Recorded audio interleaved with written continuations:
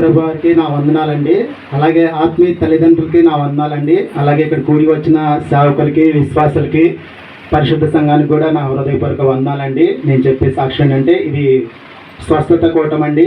ఎలాగంటే నా పెద్ద కుమారుడికి 2 సంవత్సరాల వయసు ఉన్నప్పుడు మేము పని మీద బయటికి వెళ్ళి వస్తున్నామండి. అప్పటికి లైట్గా జ్వరం ఉంది బాబుకి, అయినా బాగానే ఉన్నాడు యాక్టివ్గా. ఇందిరాగాంధీ స్టేడియం వచ్చేసరికి ఉన్నట్టుండి బండి మీద ఏలబడిపోయి అసలుకి స్పృహ లేదండి, అసలుకి కదలట్లేదు, పిలిచినా పలకట్లేదు. మాకేమో భయం వేసింది, అసలు ఏంటో ఇలా ఉన్నాడు అసలు అని చెప్పి చాలా భయం వేసి కంగారు వేసింది అనమాట.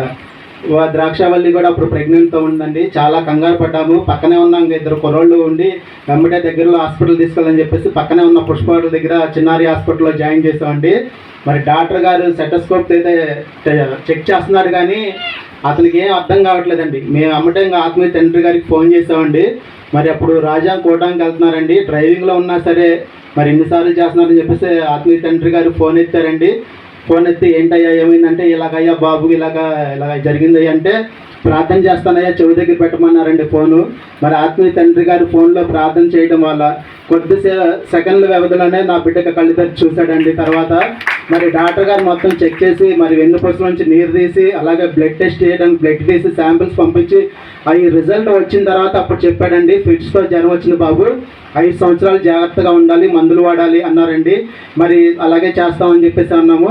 తర్వాత జ్వరం తగ్గలేదండి, ఫిట్స్ అయితే తగ్గిపోయింది. కానీ మరి 6 రోజులు దగ్గర హాస్పిటల్లో ఉన్నాం. ఆత్మీయ తండ్రి గారికి తెలియజేస్తామండి, అయ్యా జ్వరం తగ్గట్లేదు అయ్యా, ఏం చేయమంటారు మమ్మల్ని అంటే తండ్రి గారు మరి ఒక మాట చెప్పారండి. మరి అప్పుడు వాటికి మా గృహంలో ఎటువంటి కూటం జరగలేదు. మరి కూటం పెట్టుకుండా అయ్యా దేవుడే ముట్టి స్వస్థపరుస్తారని చెప్పేసి మమ్మల్ని బలపరిచాడండి. మరి దేవుడి కంటే ఎక్కువేం కాదని చెప్పేసి హాస్పిటల్ అప్పుడు దగ్గర 20-25 వేలు అయిపోయినాయండి. 6 రోజులు అక్కడే ఉన్నాం హాస్పిటల్లోనే. నీకంటే ఎక్కువేం కాదయ్యా, నేను గణపరుస్తాను ప్రభా, నేను కూటం పెట్టుకుంటాను ప్రభా అనుకుని తీర్మానం చేసుకున్నామండి. పుట్టినరోజు కూటం పెట్టుకుని గణపరుస్తాం అనుకున్నామండి. మరి ఎప్పుడైతే ఒప్పుకున్నామో మరి నా కుమారుడు తర్వాత కల్లా పొద్దున కల్లా స్వస్థపరిచాడండి. మరి డిశ్చార్జ్ కూడా అయ్యాం. తర్వాత మరి నా బాబుకి అయితే 5 సంవత్సరాల దాకా జ్వరంతో ఫిట్స్ వస్తాయి, జాగ్రత్తగా ఉండమని మందులు వాడాలన్నారండి. మరి మేమైతే ఇప్పటికీ బాబుకి 12 సంవత్సరాలండి. ఇప్పటికి ఎటువంటి మందులు ఎటువంటి మందులు వాడలేదు, ఎటువంటి ఫిట్స్ కూడా రాలేదండి. అంతా దేవుడు కాపుదల, మరి ఆత్మీయ తల్లిదండ్రులు ప్రార్థన, సంఘం చేసిన ప్రార్థన అండి. నా కుమారుడు ఈరోజు ఆరోగ్యంగా ఉన్నాడు. దీనికి కూటం సంబంధించిందండి. ఈ రీతిగా మేము కూటం ఏర్పాటు చేసుకున్నాం. మరి ఈ కూటానికి ధన సాయం లేకపోతే మరి ఆత్మీయ తండ్రి గారికి, తల్లి గారికి తెలియజేస్తామండి. డేట్ రాయించినప్పుడు మరి ప్రార్థన చేస్తామన్నారు. అలాగే ఆత్మీయ తండ్రి ప్రార్థన ద్వారాగా మరి కూటానికి ధన సాయం కూడా దేవుడు సిద్ధపరిచాడండి. అలాగే కూటానికి పరిచయం కూడా మరి ఎంతోమంది పరిచయం చేశారండి. మరి ఫస్ట్ కూటం ఏర్పాటు చేసుకున్నప్పుడు మా మ్యారేజ్ అని కొత్తలో అప్పుడు నేను ఒక్కడనే చేయాలని సరే ఒక్కడనే చేసేవానండి. మరి కొన్ని రోజులకి తర్వాత కిషోర్ మా బామర్ది వచ్చి హెల్ప్ చేసేవాళ్ళు. తర్వాత ఈ మధ్యలో ఈ 2 ఇయర్స్ నుంచి నాని గారండి మా బ్రదర్, ఆయన ఎంతో హెల్ప్ చేస్తూ ఉంటారు. మరి ఏది పని కావాలన్నా సరే చేసి పెడతారండి. మరి నాకు భారం లేకుండా ఈజీగా ఇప్పుడు పెద్దోడి పుట్టినరోజు అంటే ఒక పెళ్లిలాగా ఇంకా ఆడావుడిగా చేద్దామని చెప్పేసి ఇంకా అన్నారు, ఇంకా ఫ్రేమ్ కట్టి చేద్దామని చెప్పేసి టైం లేక చేయలేకపోయామండి. ఈ రీతిగా మరి డెకరేషన్ కూడా చేశారు నాని గారు. మరి ఆయనకి ఈవెంట్లు కూడా సమృద్ధిగా ఉండాలని మీరు అందరూ కూడా ప్రార్థన చేయండి. అతను కూడా కట్టుకోవాల్సిన చాలా ఉన్నాయండి. మరి మేము ఈ స్థాయిలో ఉన్నామంటే ఒకప్పుడు మేము సైకిల్ కూడా అర్హతలేనండి. ఈరోజు మరి దేవుడు మంచి వాహనములు ఇస్తున్నాడు, అలాగే మంచి గృహాలు ఇస్తున్నాడండి.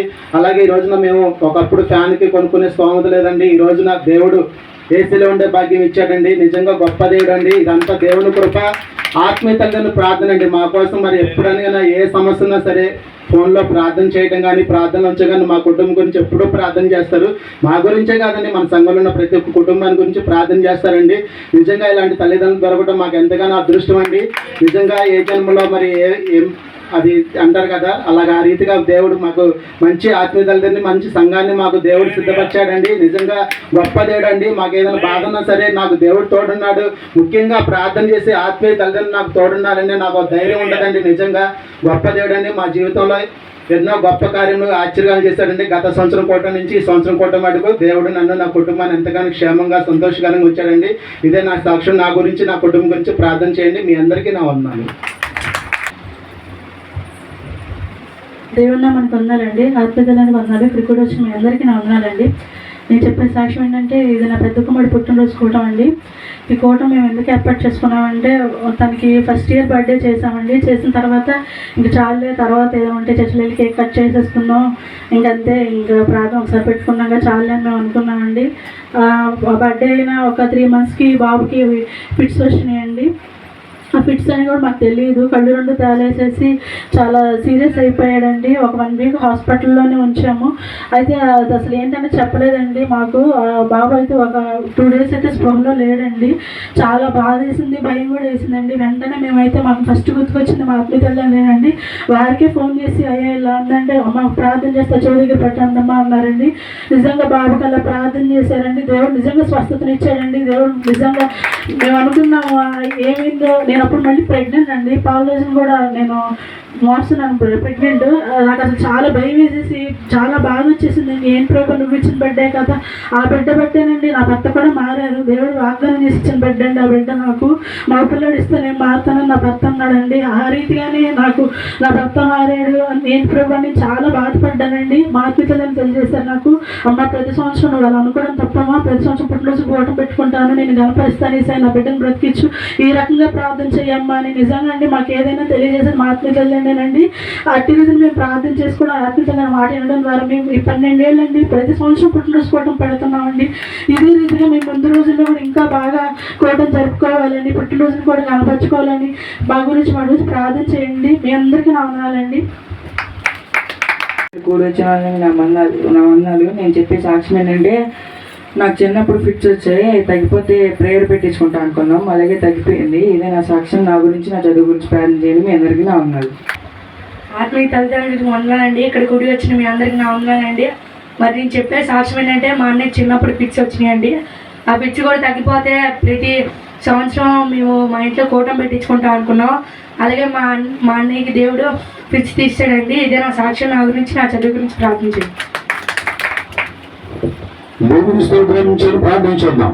మహాగణుడివి, కృపామేడు, ప్రేమగలేవా, నీ పాదాలకి వలాది కోట్లాది స్తుతులు స్తోత్రము. తండ్రి, నీ పిలుపులు చెప్పిన చక్కని సాక్ష్యములను మీరు దీవించండి, నన్ను ఆశ్రయించండి. రాబోయే కాలంలో వారి పట్ల ఇంకా నీ గొప్ప కార్యము జరిగించండి.